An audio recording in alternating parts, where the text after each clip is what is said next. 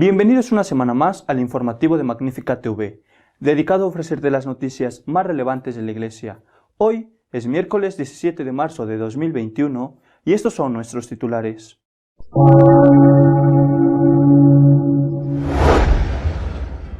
El Papa ha ordenado investigar la Congregación para el Culto Divino, sin explicar cuál es la causa. Hasta hace 3 semanas estaba presidida por el cardenal Sará.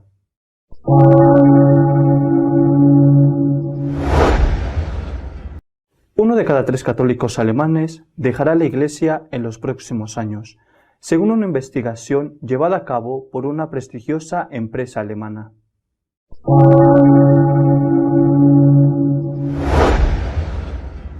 La Fiscalía alemana no ve indicios de delito en el comportamiento del cardenal Woelki, de Colonia, ante los abusos cometidos por un sacerdote.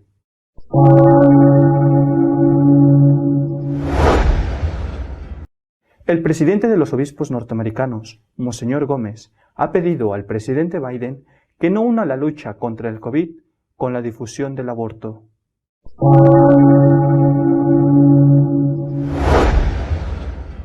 El Papa ha ordenado una auditoría a la Congregación para el Culto Divino.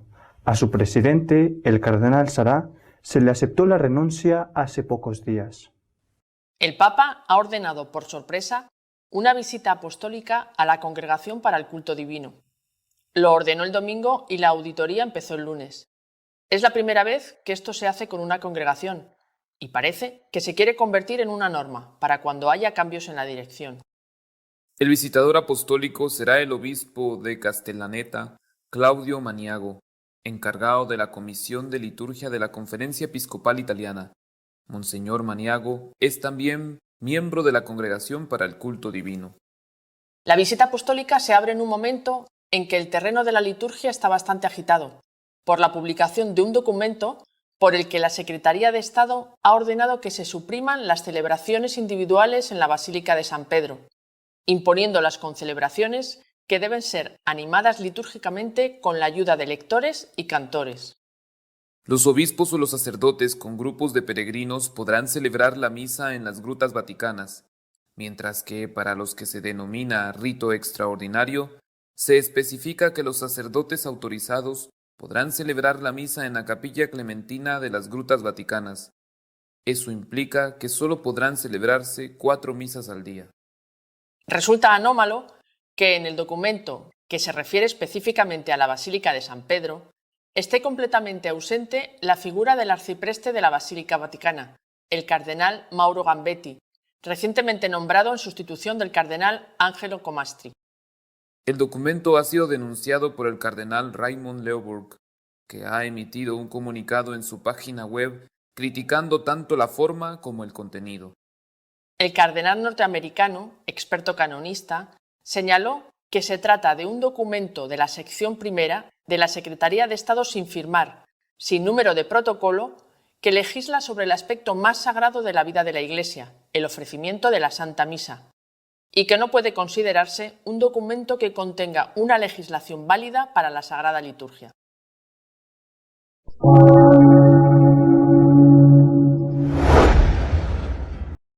La crisis de la Iglesia Católica en Alemania se acentúa. 1 de cada 3 católicos está pensando en abandonarla en los próximos años.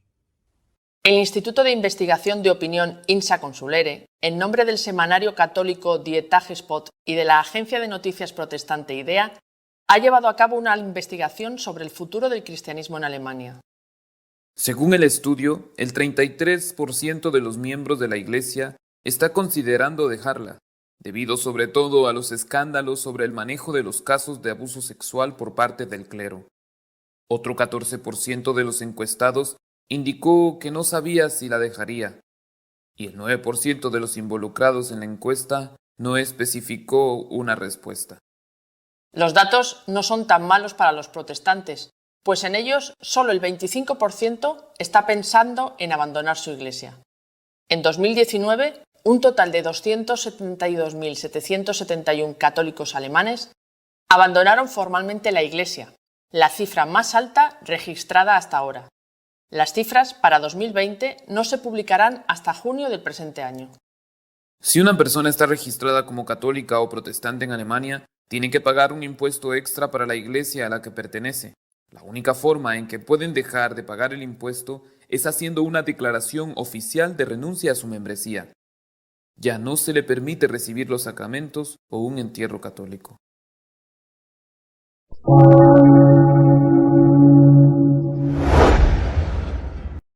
La Fiscalía alemana no ve indicios de delito en el cardenal Woelki por su comportamiento ante los abusos sexuales llevados a cabo por un sacerdote de su diócesis. La campaña del sector más liberal de la Iglesia alemana contra el cardenal Woelki, uno de los principales puntuales de la ortodoxia católica en el país, ha sufrido un revés. La Fiscalía de Colonia se niega a investigar su gestión de abusos porque no ve indicios de delito. Al menos 10 personas habían presentado cargos contra Woelki por obstrucción a la justicia. Le acusan de no haber permitido que se publique un peritaje de abusos hecho por un bufete de abogados de Múnich porque lo considera defectuoso y sin seguridad jurídica. Al mismo tiempo se anunció un segundo peritaje de otro bufete que se publicará esta semana. La Fiscalía de Colonia examinó si existían indicios de delito contra Woelki. Como ha anunciado ahora, no es verdad que el arzobispo ocultara el dictamen del bufete de abogados de Múnich. Esta opinión de expertos se puso a nuestra disposición, aseguró la Fiscalía.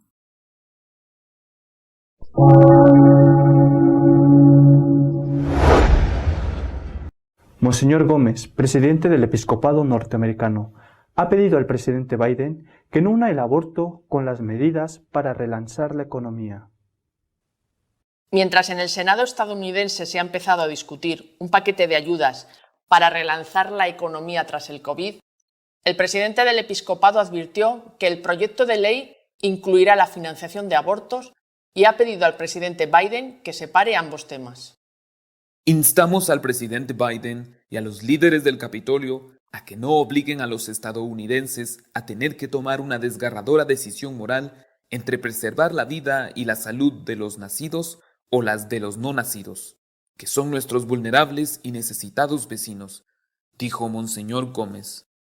Hay que recordar que Monseñor Gómez envió una carta al presidente Biden en su toma de posesión, instándole a que no avanzara en sus planes de protección al aborto y a la ideología de género. Carta que fue contestada por varios obispos y cardenales norteamericanos.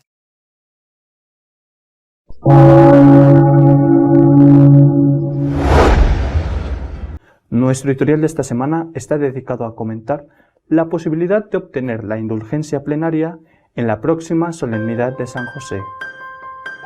Dentro de unos días celebraremos la solemnidad de San José. El pasado 8 de diciembre, el Papa Francisco convocó el año de San José, el año santo de San José, que durará un año hasta el próximo día 8 de diciembre, solemnidad de la Inmaculada Concepción de María. El Papa quiere con este año santo dos cosas. Primero, volver a proponer la figura de San José como protector y también como ejemplo de amor al Señor, de amor a la Santísima Virgen, de amor a la Iglesia. Pero también ha hecho algo que me parece extraordinario, y es que ha facilitado enormemente en este contexto de la pandemia ganar la indulgencia plenaria para uno mismo, por supuesto, y también para las personas que conocemos que han fallecido por el virus o por otra cosa, o para simplemente sacar del purgatorio a un alma que está allí penando, preparándose para ir al cielo. Esto se puede hacer con las facilidades que ha dado el Santo Padre, se puede hacer incluso una vez cada día. Si esto es así y es tan importante, ¿por qué está pasando desapercibido?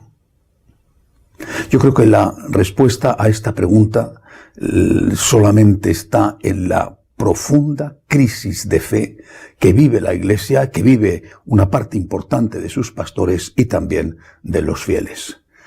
Una crisis de fe tan grave que hace que al final, aunque incluso teóricamente creamos en ello, en la práctica sea como si no existiera. Es decir, en la práctica todo se reduce al aquí y al ahora. Hace unos días leí una entrevista que le hicieron al escritor Vittorio Messori, bueno, muy conocido por lo menos dentro de determinados ámbitos católicos, con motivo de cumplir 80 años. Él se confiaba al entrevistador y le decía que estaba deseando ir al cielo y que eso de ir al cielo era lo más importante que uno podía hacer en la vida. Era, no decía él esta palabra, el negocio más importante. Lo más importante era prepararse para ir al cielo.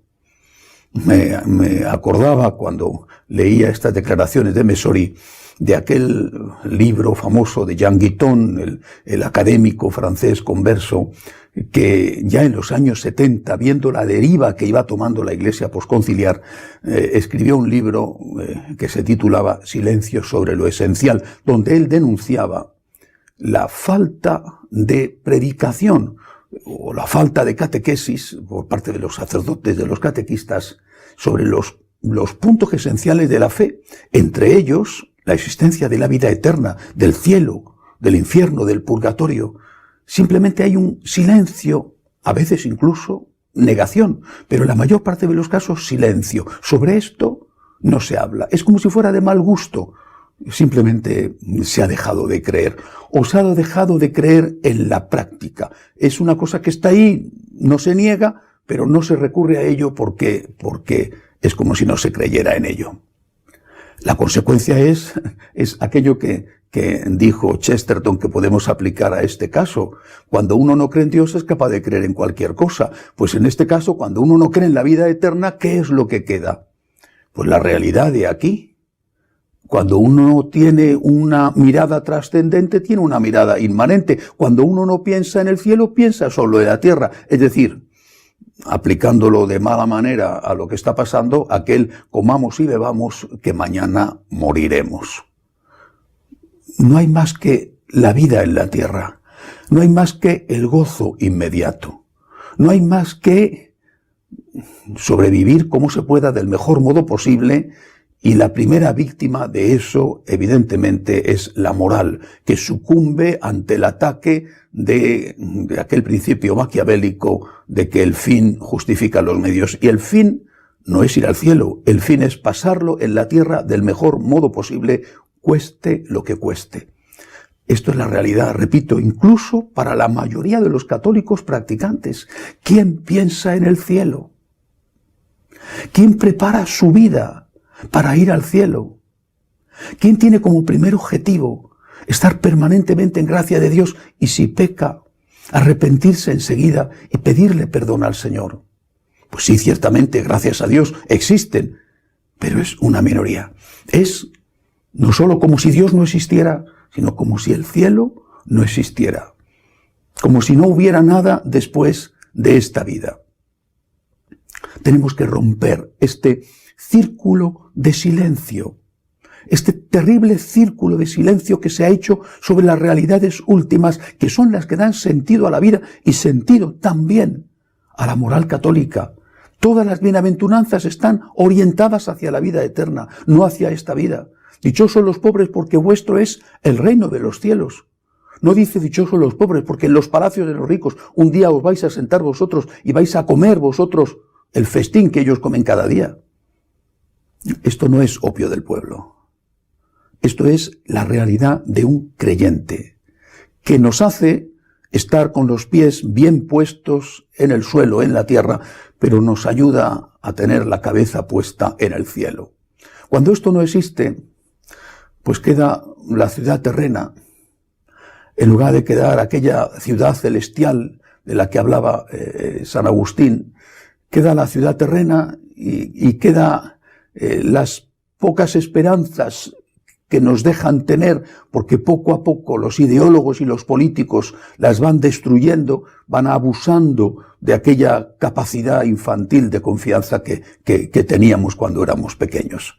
Y queda, repito, solamente la búsqueda del placer, aunque sea simplemente un plato de lentejas o un gozo inmediato y efímero. Tenemos que romper este círculo vicioso. Tenemos que romper este silencio sobre lo esencial. Tenemos que romperlo y el año santo de San José es una buena oportunidad para lograrlo. Es una cosa maravillosa. Puedes sacar cada día un alma del purgatorio. Es una cosa maravillosa.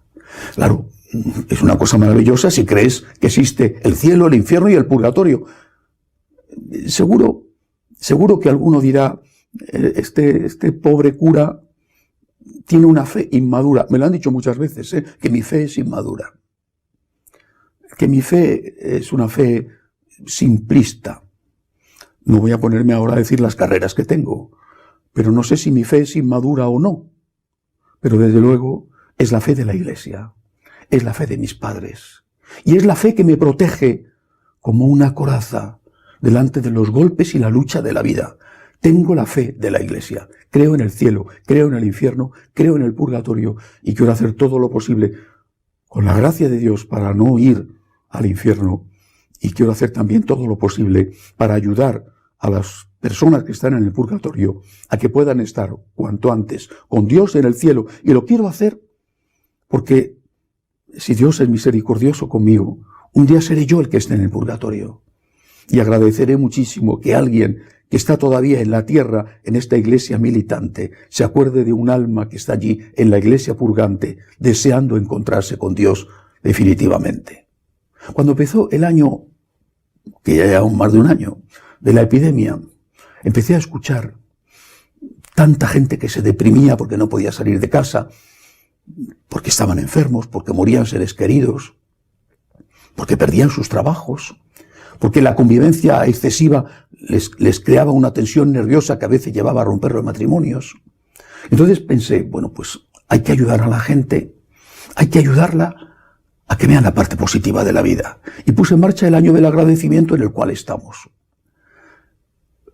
Unos meses después me di cuenta de que hacía falta algo más, que había que ayudar a la gente a que se consagrara a Dios, a que le diera a Dios las cruces de cada día, que la cruz tiene un valor, que la cruz tiene un sentido, que no es material de desecho, que los pobres, los enfermos, los ancianos no son material de descarte, y que las cosas que yo tengo que atravesar en mi vida y que no me gustan pueden ser valiosísimas si las uno a la crucifixión de Jesucristo, al sacrificio redentor de Jesucristo. Puse en marcha el año, más de un año, 14 estaciones, un Vía Lucis con 14 estaciones para consagrarnos a los Sagrados Corazones el próximo 8 de diciembre.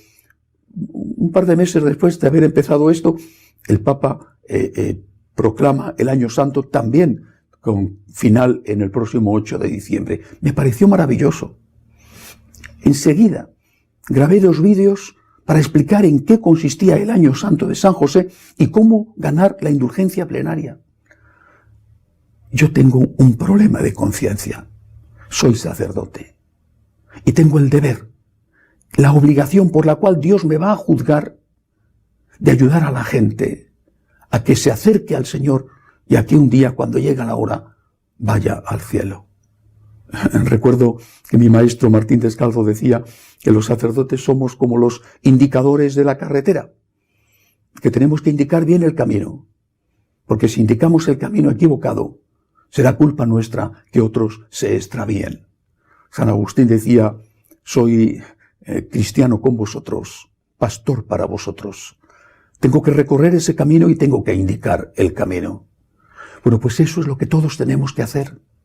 Al otro, al que está a nuestro lado, al que depende de nosotros, de nuestra familia, de nuestros amigos, ayudarles a que piensen en el cielo, ayudarles a que se den cuenta de que esta vida pasa y pasa rápidamente y además a veces de repente se te va. Ayudarles a que se den cuenta de que es verdad aquel viejo verso atribuido a unos o a otros que dice, al final de la jornada, aquello que cuenta es que el que se salva sabe y el que no, no sabe nada. Aquel que se salva sabe. No lo olvidemos. Aquel que se salva sabe y el que no, no sabe nada. Hasta la semana que viene, si Dios quiere.